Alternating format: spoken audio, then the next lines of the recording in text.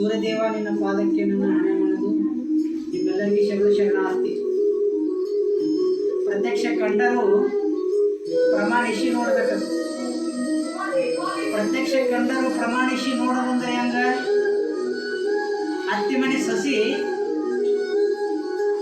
ಅವಾಗ ಹಿಂದಿನ ಕಾಲದೊಳಗ ಬಾವಿ ನೀರು ಭಾಳ ತರ್ತದ್ರಿ. ಈಗಿನವರಿಗೆಲ್ಲ ನಳ ವ್ಯವಸ್ಥೆ ಐತಿಗಳು.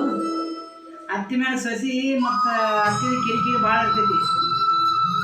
ಮತ್ತು ಸಸಿ ಮತ್ತು ಸುಮ್ಮನೆ ಕೂತಾರ ಹತ್ತಿ ಹೇಗೆ ಬರ್ತಾಳ ಅಂತ ಹೇಳಿ ಅಂಜಿಕೆ ಸಿಂದ ಮಧ್ಯಾಹ್ನ ಹೊತ್ತಿಲಿ ಬಾವಿ ನೀರಿಗೆ ಆ ಕೊಡ ತೊಗೊಂಡು ಕೇಸಿಂದ ಬಾವಿ ನೀರಿಗೆ ಹೋಗಿದ್ದ. ಆ ಸಣ್ಣ ಕೂಸ ಒಂದು 4-5 ತಿಂಗಳ ಕೂಸ ಆ ಹೊರಗೆ ಪಡ್ಸಲಿ ಒಳಗೆ ಹಾಸಿಗೆ ಹಾಸಿ ಅಲ್ಲೇ ಮಲಗಿಸಿ ಕೊಡ ತೊಗೊಂಡು ಬಾವಿ ನೀರಿಗೆ ಹೋದ.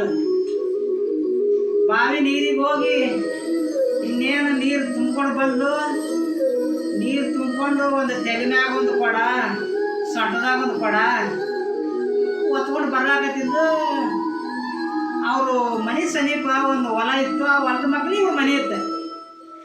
ಮತ್ತು ಹೊಲದ ಮಗ್ಳ ಮನೆ ಮಗ್ಳಂದ್ರೆ ಒಂದು ಮುಳ್ಳು ಹಾಕಿರ್ತಾರಲ್ಲ ಹೊಲಗಳಿಗೆ, ಆ ಮುಳ್ಳಿನೊಳಗೆ ಒಂದು ಮುಂಗಲಿ ಇತ್ತು. ಆ ಮುಂಗಲಿ ಏನಂತ ಅದಕ್ಕೊಂದು ಚಿಂತೆ ಮುಂಗಳಿಗೆ, ನನ್ನ ಜೀವನದೊಳಗೆ ನಾವು ಹುಟ್ಟಿನಿ ಅಂದ್ರೆ ಏನಾರು ಒಂದು ಒಳ್ಳೆ ಕೆಲಸ ಮಾಡಬೇಕು ಅನ್ನೋ ಆಸೆ ಇರ್ತದಕ್ಕೆ. ಬುದ್ಧಿವಂತ ಮುಂಗಲಿ ಏನಾರು ಮಾಡ್ಬೇಕನ್ನೋ ಇಷ್ಟು ವಿಚಾರ ಮಾಡೋದ್ರೊಳಗೆ ಒಂದು ದೊಡ್ಡ ನಾಗರಾವ ಆ ಕೂಸಿನೇನು ಪಡಸಾಲಿ ಒಳಗೆ ಹಾಕಿದ್ಲಲ್ಲ, ಆ ಪಡಸಾಲಿ ಒಳಗೆ ಕೂಸಿನ ಕಡೆ ಹರಿದು ಹೊಂಟಿರ್ತದ. ಅವು ಮುಂಗಲಿ ತಿಳ್ಕೊತ್ತು ಇದು ಸಣ್ಣ ಮಕ್ಕಳಿಗೆ ಇದು ಮಗಳಿಗೆ ಕಡಿಯಾಗ ಕಾಣ್ತೈತೆ ಅಂತೇಳಿ ಕಡ್ದು ಗಿಡದಂತೇಳಿ ಅದು ಮುಂಗಲಿ ಹೋಗಿ ಅದನ್ನ ಆವಿನ ಹಿಡಿದು 2 ತುಂಡು ಮಾಡಿ ಪೀಸ್ ತುಕಡಿ ಮಾಡಿ ಹೋಗುದು ಬಿಟ್ಟು ತುಕಡಿ ಮಾಡಿ ಹೋಗಿತ್ತು. ಹೋಗುದು ಮೂವತ್ತೆಲ್ಲ ರಕ್ತ ಆಗಿತ್ತು ಮುಂಗಲಿಗೆ. ಮೂವತ್ತೆಲ್ಲ ರಕ್ತ ಆಗಿ ನಾ ಇಂಥ ಚಲೋ ಕೆಲಸ ಮಾಡೀನಿ, ಮನುಷ್ಯ ಗ್ರಂಥಗಳು ಓದ್ಯಾನ, ಪಾಠ ಪ್ರವಚನ ಕೇಳ್ಯಾನ, ದೊಡ್ಡವರ ಮಾತುಗಳನ್ನ ಅನುಭವ ಅದ. ನಾನಿಂಥ ಕೆಲಸ ಮಾಡೀನಿ ಅಂದ್ರೆ ಇವ್ರು ನೋಡಿ ನನ್ನ ನೋಡಿ ಎಷ್ಟು ಸಂತೋಷ ಪಡೆಯೋಕ್ಕಿಲ್ಲ. ನಂದು ಹೌದಂತಾರ ತೇಳಿ ಅನುಸರಿಸ್ಕೋಬೇಕು. ಇದೊಂದು ಕೆಲಸ ಚಲೋ ಮಾಡಿ ನನ್ನ ಜೀವನದೊಳಗೆ ನಾನು ಖುಷಿ ಆ ಮುಂಗಲಿಗಾಗಿತ್ತು.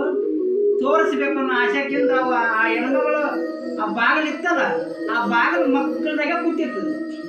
ಬರೋದು ಆದಿ ನೋಡ್ಕೋತ ಕೂತಿತ್ತು. ಹಿಂಗೆ ನೋಡೋದು ಹಿಂಗೆ ನೋಡ್ಕೋದು ಹಿಂಗೆ ನೋಡೋದು ಮಾಡತ್ತು. ದೂರದಿಂದ ಹೆಣ್ಮಗಳು ಏನು ಬರ್ತಿಲ್ಲ, ನೀರನ್ನ ಕೊಡ ಹೊತ್ಕೊಂಡು ಆ ಕೊಡ ಹೊತ್ಕೊಂಡು ನೋಡೋದು ಆ ಮುಂಗಲಿ ಮೋತಿ ತುಂಬ ರಗತ ಆಗಿಬಿಟ್ಟಿತ್ತು. ರಗತ ನೋಡಿದ ಕೂಡಲೇ ಇನ್ನೇನು ಯವ್ವ ನನ್ನ ಮಗನ ಕಲಸ ಮಾಡೋದ ಇದು ಮುಂಗಲಿ ಅಂತ ಹೇಳಿ 2 ಕೊಡ ಕೈ ಬಿಟ್ಲು ಓಡಿ ಬಂದ. ಅದೇ ಸಿಟ್ಟಿನೊಳಗೆ ಒಂದು ಕಟ್ಟಿಗೆ ತಗೊಂಡು ಹೊಡೆದ ತಲೆ ಮ್ಯಾಗ ಹೊಡೆದು ಬಿಟ್ಲು ಮುಂಗಲಿಗೆ. ಅಲ್ಲೇ ಜಾಗದ ಮ್ಯಾಲ ಸತ್ತಿತ್ತು ಮುಂಗಲಿ. ಲಿಬಿ ಒದ್ದಾಡಿ ಸತ್ತು ಹೋಯ್ತು.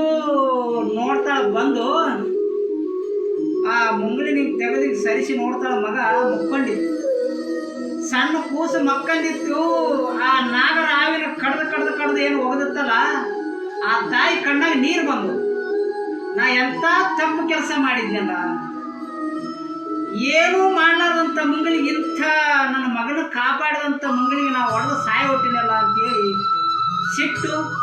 ಅದಕ್ಕೆ ಬಸವಣ್ಣಪ್ಪರು ಹೇಳ್ತಾರೆ, ಮನುಷ್ಯ ಯಾವಾಗಲೂ ಎಷ್ಟು ಸಮಾಧಾನ ಇರ್ತಾನ, ಎಷ್ಟು ಶಾಂತಿ ಇರ್ತಾನ. ಮನೆಯ ಒಳಗಿನ ಕಿಚ್ಚು ಮನೆಯ ಸುಡುವುದಲ್ಲದೆ ನೆರಮನೆಯೂ ಸುಟ್ಟಿತ್ತು ನೋಡ ಕೂಡಲ ಸಂಗಮ ದೇವ. ನಮ್ಮನ್ನು ಹಾಳು ಮಾಡೋದಲ್ಲದ ನೆರಮನೆ ಸತೆ ಹಾಳು ಮಾಡ್ತಂತ. ನಮ್ಮೊಳಗಿನ ಸಿಟ್ಟು ಯಾವಾಗಲೂ ಮನುಷ್ಯರ ಮಂದಿ ಸಿಟ್ಟು ಅನ್ನೋದು ಶಾಂತಿ ಇರ್ಬೇಕಂತ. ಸಿಟ್ಟಿನೊಳಗೆ ಏನು ಹೊಡೆದಿತ್ತಲ್ಲ, ದುಃಖ ಭಾಳ ಆಗಿಬಿಟ್ಟಿದೆ.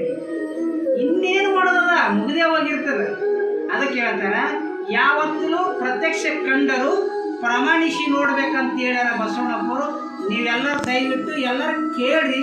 ನಿಮ್ಮೆಲ್ಲರಿಗೆ ಶರಣಾರ್ಥಿ.